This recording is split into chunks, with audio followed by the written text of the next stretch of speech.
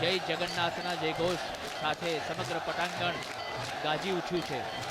આ સંતોની ભૂમિ છે, મહામંડલેશ્વરની ભૂમિ છે. કબીર इन संसार में पंच रत्न है सार, साधु मिलन हरिभजन दया दीन उपकार. અને આપ જોઈ રહ્યા છો કે આ સાધુ સંતો નિર્મિત જગન્નાથજીની આ મંગલ મૂર્તિ, આ મંગલ પવિત્ર ધામ, જેમાં કરતાલ સાથે ભગવાનના દર્શન કરી રહ્યા છે લોકો. આપ પણ આ દર્શનમાં જોડાશો. મારી સાથે શાસ્ત્રી વિનોદ પંડ્યા ઉપસ્થિત છે. એમને પ્રાર્થના છે કે આ મંગળા આરતીના દર્શનની આપને વાત કરે.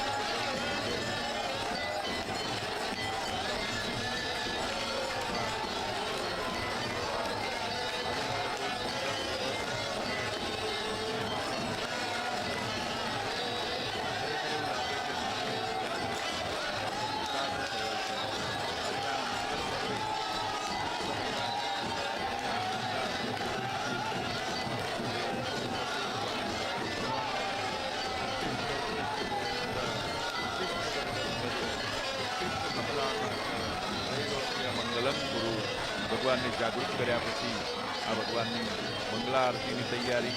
અને મંગલા આરતી એવું કહેવાય છે કે મંગલા આરતીના દર્શન કરવાથી ભગવાન જગન્નાથની પૂર્ણ કૃપા પ્રાપ્ત થાય. જુઓ તો ખરા, એટલું મનોહર અને અદ્ભુત સ્વરૂપ. ખરેખર આપણને એમ થાય કે દર્શન કરતા જ રહીએ. બેન સુભદ્રાજી અને આ જુઓ મોટાભાઈ બલભદ્રજી, શેષનાગનું જે સ્વરૂપ જેને પૃથ્વીને ધારણ કરી છે, અને આ ત્રણ સુંદર સ્વરૂપ કે જેને નિહાળવા માટે ભક્તો અનેક પ્રાંતોમાંથી, અનેક પ્રદેશોમાંથી આવે છે. અને અનેક દીવડાઓથી ઝગમગ થતી આ ભગવાનની મનોહર મંગલા આરતીની ઝાંખી. અને મહંત શ્રી દિલીપદાસજી કે જેઓ વર્ષોથી આ રીતે ભગવાન જગન્નાથની સેવામાં રત છે અને સેવાનો એક એક વિધિ એ સારી રીતે જાણે છે, તો અનેક દીવડાઓથી ઝગમગ થતી આ મંગળા આરતી અને મંગલ પ્રભાત, આ બંનેનો સંયોગ. અને આજે અષાઢી બીજ, ભગવાનને પ્રાર્થના કરીએ કે હે પ્રભુ, આ રીતે પુનઃ વારંવાર અમે તારા ઉત્સવમાં સામેલ થઈએ, તારા દર્શન કરીએ. આ રીતે તારી મંગળા આરતીની ઝાંખી કરવાનો અવસર અમને જીવનમાં અનેક વાર પ્રાપ્ત થાય. ભક્તો પણ જુઓ કે આવીને પોતાની હાજરી ભગવાનના દરબારમાં નોંધાવી રહ્યા છે. કોઈ તાલી પાડે છે, કોઈ દર્શન કરે છે, કોઈ ચાતક ડોળે ભાવ વિભોર બની અને પ્રભુના મંગળ સ્વરૂપ તરફ નિરખી રહ્યા છે. કોઈ ભગવાનને કેમેરામાં કંડારી રહ્યા છે કે પ્રભુ ચાલો હું તમને મારી સાથે લઈ જાઉં. તો આ બધો એક ભાવ છે ભક્તિ સાથે જોડાયેલો. અને આ જ રીતે જગન્નાથપુરીની અંદર પણ રથયાત્રા થઈ ગઈ, મંગળા આરતી. ત્યારબાદ ભગવાનના નેત્રો ઉપરના જે પટલ છે એને ખોલી ભોગ વગેરે ધરવામાં આવે છે. અને ત્યારબાદ ખૂબ જ આનંદપૂર્વક, સંકલ્પપૂર્વક ભગવાનને રથયાત્રા માટે લઈ જવામાં આવે છે. જુઓ તો ખરા કેટલું મનોહર સ્વરૂપ. અને ભગવાનનું આ મંગળા આરતીનું મનોહર સ્વરૂપ. અને ભગવાન જગન્નાથ શંખ ચક્ર ગદા પદ્મધારી, એક હાથમાં શંખ, એક હાથમાં સુદર્શન ચક્ર અને મોરપીંછનું મુગટ. બેન સુભદ્રાજી અને બાજુમાં બલભદ્રજી, આ ત્રણેયનું સુભગ મિલન અને એક સાથે દર્શન કે માત્ર ને માત્ર જગન્નાથ મંદિરમાં જ આપણને પ્રાપ્ત થાય છે. જગન્નાથ ભગવાનમાં પણ તમે જુઓ, ગદા અને હળનું ચિહ્ન એ હાથમાં આપવામાં આવ્યું છે. એક હાથમાં હળ, કારણ કે બલરામજી એ ખેતી પ્રધાન દેશની માનનારા છે અને પોતે મલ્લયુદ્ધ અને ગદાયુદ્ધના બહુ જાણકાર હતા. એટલે એક હાથની અંદર બલરામજીને ગદા ધારણ કરવામાં આવી છે. તો આ રીતે મનોહર સ્વરૂપ ભગવાનને વિંધળો પણ અહીંયા વિંધાઈ રહ્યો છે. અને અનેક સાધુ સંતો, અનેક ભક્તો, અહીંયા નાના બાળકો પણ ઉપસ્થિત છે.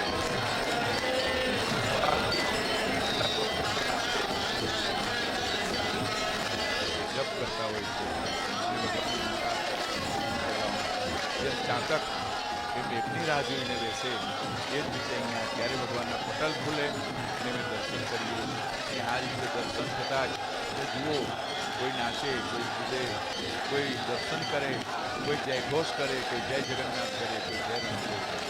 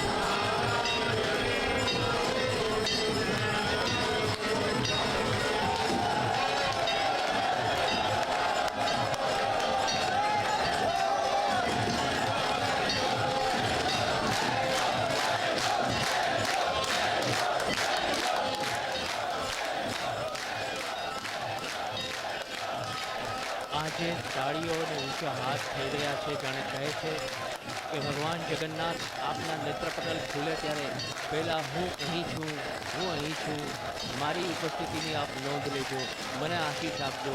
જાણે આરત ભાવ, જાણે નર્તનનો ભાવ, મસ્તીનો ભાવ લોકોમાં છલકાઈ રહ્યો છે. ગર્ભગૃહ ભરાઈ ગયું છે પૂરેપૂરું લોકોના જયઘોષથી. આ શ્રીયપતિ, યજ્ઞપતિ, પ્રજાપતિ, પતિર્લોકપતિ, ધરાપતિ, પતિર્ગતિ ચ અંધક વૃષ્ટિ શાશ્વતામ પ્રસિદ્ધતામ મે ભગવાન સતામ પતિ. ભગવાન જગન્નાથ જેમના ચરણ કમળોના ચિંતનરૂપી સમાધિથી શુદ્ધ થયેલી બુદ્ધિ વડે વિદ્વાન પુરુષો આત્મતત્વનો સાક્ષાત્કાર કરે છે અને તેમનું દર્શન થયા પછી પોતપોતાની મતિ અને રુચિ અનુસાર જેમના સ્વરૂપનું વર્ણન કરતા રહે છે. તે પ્રેમ અને મુક્તિની દાન કરનારા ભગવાન જગન્નાથ અહીં ઉપસ્થિત છે. આ એ સાધુ પુરુષોની ભૂમિ છે. સેંકડો વર્ષ પહેલાં સપ્તર્ષિના આરે નાના હનુમાન મંદિરમાં મંત શ્રી હનુમાન દાસજીએ શરૂ કરેલો આ ભક્તિ અને સેવાનો યજ્ઞ આજે વિશાળ જગન્નાથજી મંદિરના પરિસર સાથે અને આ ઉત્તુંગ શિખર સાથે જે દીપ્યમાન થઈ રહ્યો છે. આ રોશનીના ઝળહળાટ અને જગન્નાથજીના રથ જે રથયાત્રા માટે શણગારીને તૈયાર રાખવામાં આવે છે. આપણે જોયા આ મહંત દિલીપ દાસજી જેમણે આ આરતીનો ઉપક્રમ કર્યો, એમનું હાલ પ્રદેશ આપ જોઈ રહ્યા છો. જે તિલક શોભી રહ્યું છે મહંતશ્રીના કપાળ પર, એ વિરક્ત રામાનંદી સંપ્રદાયનું વિશિષ્ટ તિલક છે. આપ મહેન્દ્ર ઝાને જોઈ રહ્યા છો. આપશ્રી પણ આ મંદિરની સેવામાં વર્ષોથી હવે તો ટ્રસ્ટી તરીકે પણ ઉપસ્થિત છે. એમને અને એમના ભક્તજનોને, નિકટના પરિજનોને આ સેવા યજ્ઞ અને સમગ્ર શોભાયાત્રાનું સુકાન સંભાળતા જે આનંદ અનુભવાય છે એ પણ આપ જોઈ રહ્યા છો. જાણે સમૂહના સમૂહ, જાણે ભક્તો, જાણે વ્રજથી આવેલા કે ભારતભરમાંથી આવેલા આ ભક્તો જગન્નાથજીના ચરણમાં શીશ નમાવી રહ્યા છે.